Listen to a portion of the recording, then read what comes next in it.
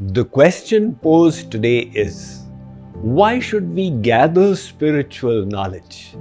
And how can we convert that into valuable beliefs?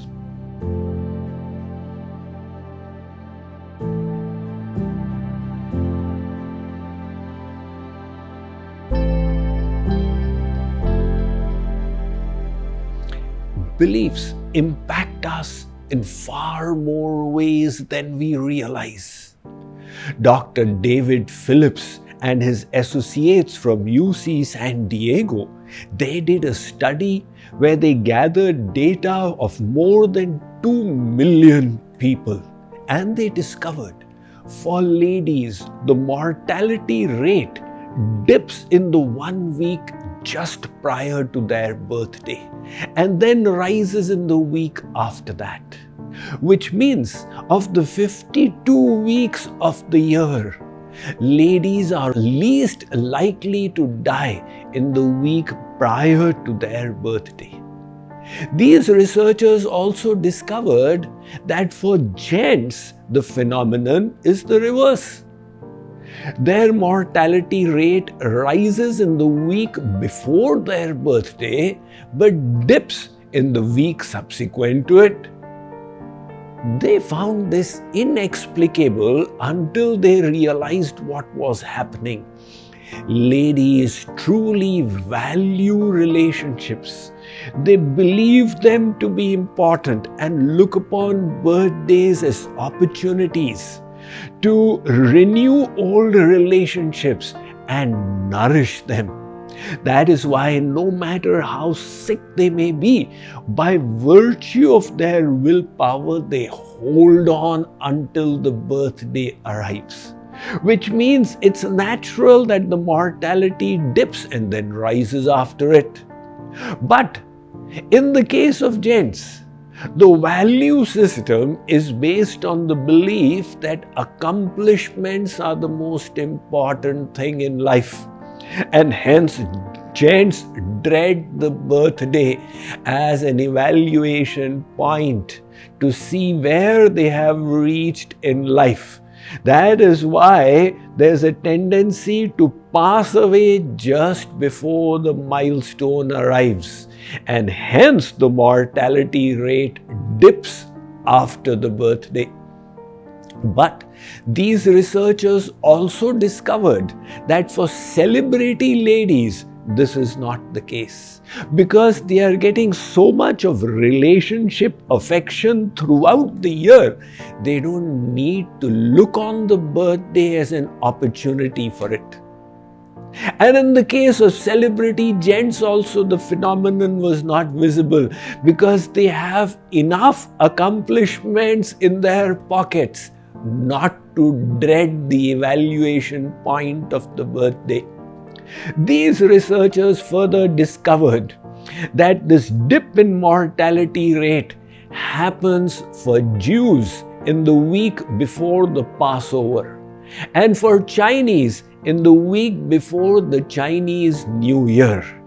In each case, we see that the value system is impacting life's quality, and the value system is based upon beliefs. So these beliefs are extremely important, and we wish to establish such beliefs which will fill us with optimism, positivity, and hope, and not create an irrational, biased perspective of worldview within ourselves. Such beliefs are those that are based on the transcendental knowledge we receive from the scriptures. This divine knowledge we read from the scriptures and hear from the Guru. This process is called Shravanam. Just as you are presently hearing, that hearing is called Shravanam. in our Vedic scriptures. And they say, Avritti Rasakrit repeatedly hear the divine message or do Pathanam, read it. Now some people say, Swamiji, last time you came to Bangalore, I heard you. I say, you think you heard me, but I don't think so. Why? Because what I said has been forgotten by now. At that time, you thought you had understood. But this understanding is not a locker where you put a piece of knowledge and lock it from the outside. The knowledge evaporates.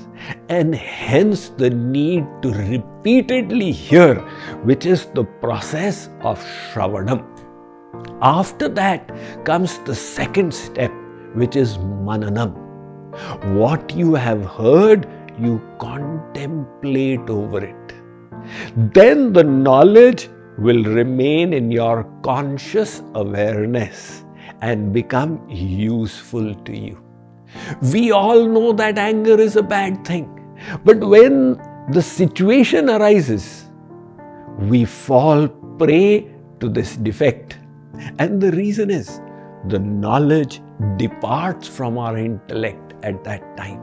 Hence the scriptures have said, Tattva Vismaranat Bhekivat. If you forget divine knowledge, then a human being will become like an animal. Our humaneness is in retaining the wisdom in our conscious awareness. To do that, we need to contemplate over it. Like the cow grazes grass for a little while and then chews the cud in its mouth, taking it out from one stomach, putting it into the next, taking it out and putting it into the next.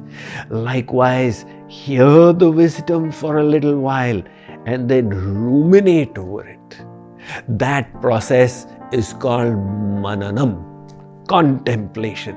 And the third process is called Nididhyasana, which means with your intellect decide, this is it. That decision of intellect will make all the difference. I've heard this story related by saints that once Mother Parvati asked Bhagavan Shiv that when the Ganga Ji has the power to destroy all the sins of devotees, then why do devotees not become sin-free after their bath? Shankar Ji said, Parvati, the problem is they all have that knowledge, but they don't believe it. He said, come with me. And as per prior plan, they arrived in Kashi by the banks of the Ganga. Shankar Ji, in a disguise, fell into a ditch of mud. And Parvati, in disguise as an old lady, started wailing, my husband has fallen in the ditch.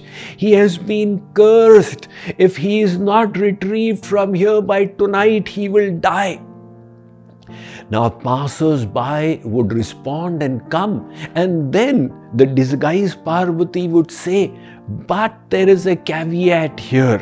The person who rescues him must be completely free from sin. Otherwise, that person will die alongside. The passers-by who had just come out from a bath in the Ganga, on hearing they need to be free from sin, would then become scared and go away. Until one man came. And when he was told that he can only rescue if he is sinless, he said, what is there to fear? Parvati checked. If you have any sins in your account, your head will burst in 1,000 pieces as per the curse. The man said, nothing will happen. He jumped in and rescued the disguised Shankar Ji. Shankar Ji smiled and said to Parvati, apart from him, none of the others truly believed the scriptures. So that point of belief gets created when you decide with your intellect in accordance with the knowledge. So the 3-step process is Shravan, to hear, Manan, to contemplate, and Nididhyasana, to decide. But the whole process will only be triggered when we have the humbleness to realize the limitation of our intellect and the willingness to submit before a higher, superior body of knowledge. Let's invoke that humbleness by inspiration from this story. Naradji once visited the earth planet and came to the house of a scholar. That scholar saw Devarshi coming and welcomed him with great reverence. Narad said, "Do you want anything?" The scholar said, "Maharaj, you must be visiting Vaikunt. Next time you do so, please ask Narayan, when will I be liberated?" Narad said, "I'll do so." From there he visited the house of a cobbler. The cobbler was overjoyed to see Devarshi and welcomed him in his humble abode. Narad asked the cobbler as well what he wanted, and the cobbler said, "Maharaj, I have only one request. Next time you meet Narayan, ask him, when will I be liberated?" From there, Narad went to the abode of Narayan, and Narayan asked him, what was the news from Mrityulok? Narad said, "Maharaj, there are these similar questions from a scholar and a cobbler." Narayan said, "Tell the scholar that the tree in his courtyard, as many leaves as it has, those many births it will take him. And tell the cobbler that this will be his final life." Narad said, "How is that so? The scholar is so intelligent and he's got knowledge of physics, chemistry, mathematics." Narayan said, "They will ask you when you meet them, what was I doing? And you tell them Narayan was taking an elephant through the eye of a needle. You will understand my answer." Narad returned first to the scholar. The scholar greeted him again and said, "Maharaj, you met Narayan?" "Yes, I did." "What was he doing when you reached?" Narad said, "He was taking an elephant through the eye of a needle." Hearing that, the scholar started laughing in derision. "How is that possible?